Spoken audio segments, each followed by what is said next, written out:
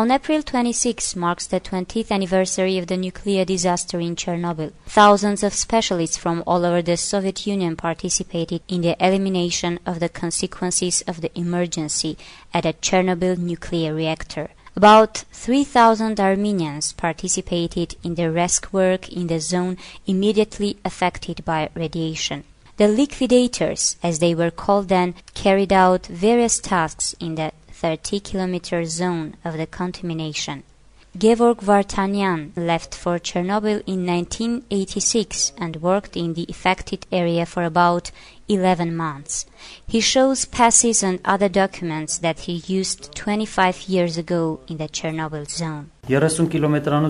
This is a pass to the 30-kilometer zone. Then he shows about 3,000 certificates of gratitude and honor and medals he had received for his services. There are so many medals, I don't even know which one to show you. Armenians were the first to have stretched a helping hand to the people of Ukraine. Majority of those who went to Chernobyl did not have a clear idea of where they were going. Majority who were going there did not even know what it was, because radiation. You cannot see it in the air, nor can you feel, smell or hear it. People even ate apples from apple trees in areas to where access was forbidden and would not care about any warnings about radiation hazards. A quarter of a century after the disaster, Armenian liquidators still struggle to survive. They now experience different health problems but have to settle for only access to free medical care at this radiation and burn center. This 70-year-old man from Vanadur town went to Chernobyl when he was already 45 years old. He worked there as a welder, also as a laborer. We are now digesting what we ate during the Soviet times. We need food, but we are strapped for money. We ruined our health in Chernobyl, bringing honor to our nation. But here we are being mocked at. What would you buy for 28,000 drams? Levon, Albert and Vladimir were sent to Chernobyl a month after the disaster struck. They worked there as laborers, builders and drivers for a pay of 80 rubles, and then they returned without even realizing what consequences radiation would have left on their organism and fates. They took us there without telling us where we were going. We were taken to Nizhny Tagil, from where every day 10 or 20 people would be sent to Chernobyl. What a mess! Who are our leaders? Who should we take our complaints to? No one reckons with us. They have nothing today besides their ruined health and empty pockets. They say they were fighting an invisible enemy, radiation, and now feel betrayed, as there is no one today who would stretch a helping hand to them as they once did to help cope with the nuclear disaster.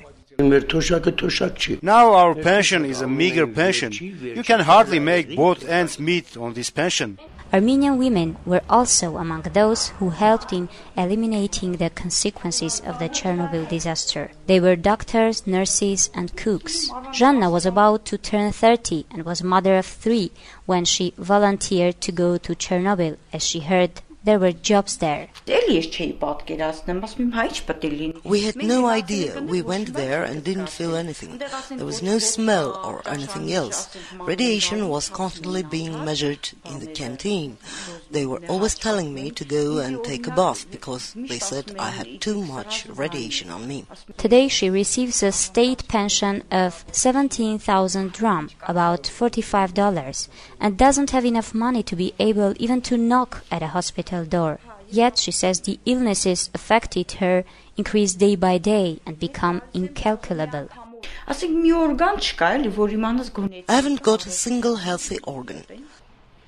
Hasmik was a worker at a Metamor nuclear power plant in Armenia. She was sent on missions to Chernobyl twice, in 1986 and in 1987. 3 years after that, her health condition dramatically deteriorated. Most of us passed away.